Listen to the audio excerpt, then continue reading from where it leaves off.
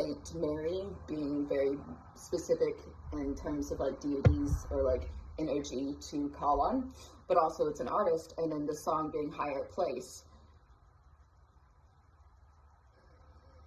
Take me to a higher place, lift me up by your grace. Anyways, I find it really good. It's EDM song, so you're not ready for that bass and that like that build up. But don't listen to it. It's not like a gospel song, but it feels like a gospel song if you're going to be raving. I'm just to right now. Fist pumping, anyone? It's not as early as it usually is for me. It's like 10 in the morning. It's usually like 8. And I'm like, oh. But this book is about homeschooling. As I was getting ready to read it, and I was actually jumping ahead and looking at what this chapter is about, and I'm listening to the song, and I'm just thinking about like me and my kids going to a field trip that I had planned, weeks ago. Been saving money for this. I got like a whole curriculum made for curriculum. Oh, damn it! Now that I'm thinking about it, I can't say it. Curriculum. Curriculum. The curriculum is. She can't really say it or pronounce it till she sings it, It's not over till the fat lady sings. Can't wait to hear about this. For it. But we're on our way then. We're listening to this song. And me and my kids are just like, woo! We're just like jamming on our way to learn some shit, And, like we pull up to a gas station and it's like, got mom with all those kids. It's going to be more than just 3 because it's going to be them and their homeschooling friends, Maybe a couple other vans pull up behind me, like we just make it a whole thing, and it just be like a gaggle of the most fucking gay fucking parents you ever fucking seen. You don't know who is what or what is what, and they're like, who the fuck? You don't even know who the kids are. You're just like, hey. We pull up to the place, they're like, are you a boy or a girl? It's just like, is that your mom or your dad? So those are my parents, and those are their friends, and this is me, and this is my friend, and we're here to learn. And then we go eat some food, except it's a lot of money. I'm not going out to eat. I don't like the anxiety of going out in restaurants, so I'm thinking like I either order takeout and we go sit and eat it at the park, or I just made 40 fucking sandwiches. I guess there wouldn't be that many sandwiches. Actually, everybody's probably neurodivergent and gonna have to have their safe food, so everyone has their own unique sack lunch, like, because they won't eat anything else, like, it has to be that, There's gonna be a couple kids with, like, extreme diet restrictions, and their mom is just freaking out about it, even though they already packed the lunch, like, a day ago, and there's just, like, I'm like, it's okay, Christian. A little gluten ain't gonna hurt him that bad, right? Kidding. Some people have serious food allergies. I do. And people just, like, don't really believe it because I don't go into, like, anaphylactic shock. I just, like, shit myself for the next day, And it doesn't happen right away. Like, I'll eat, and then it's just, like, 2 days later, I'm like, oh my God, I think I'm gonna faint. Because all the blood's going to my stomach and I can't break it down. POTS has a lot of, like, trigger foods, mast cell activation. And this stuff is all very comorbid with autism, ADHD, and sensory processing, and like hypermobility spectrum disorders. And so I can see myself not only managing that, but managing these things with other parents and their kids who also have those things, and then making like a plan to go do this, learning exercise. Maybe we even do, what is it called, when, like, we do gym class. I would love to run, like, a homeschooling gym class, and we do, like, fun little, like, marathon things. What is it called? I'm thinking about, like, a rat race.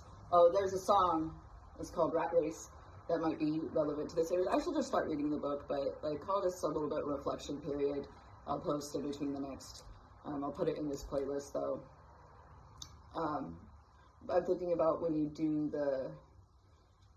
you run through the obstacle course. I want to make an obstacle course for my unschoolers, which unschooling, the term unschooling to homeschooling is, like, to me, homeschooling is formed and based off of a similar curriculum that you're going to see in the public school system. while unschooling is just completely untraditional. Anything that you might have thought about school, it's different.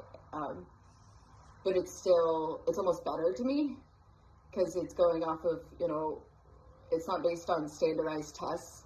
It's based on your child's strengths and then building on that so that when they are older, they will have a career.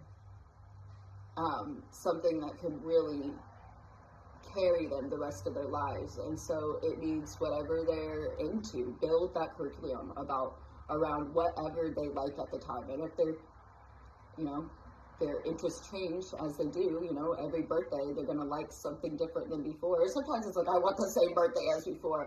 I want the same costume as before. If you got that flavor of autism where you just need the same of everything all the time, which might actually be really easy to adjust to in a curriculum. If you can just be like, I know they like this subject, Legos or Roblox. I'm going to build every curriculum around this subject, and obviously, and then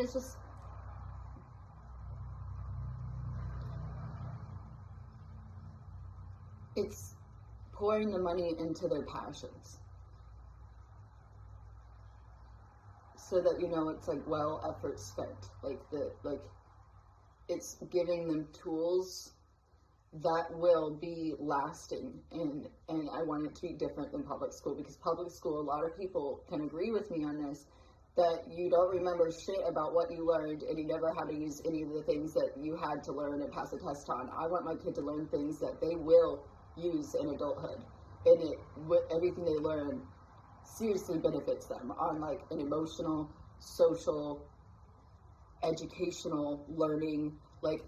Their whole person develops through every level that they would need to through this homeschooling, unschooling experience, rather than feeling like they have to divide themselves into a bunch of little pieces and put all those pieces of themselves in other boxes to fit into. I want them to feel that they can be accepted in a room anywhere they go, because they have the tools to transform any situation they are in based off of what they learned growing up.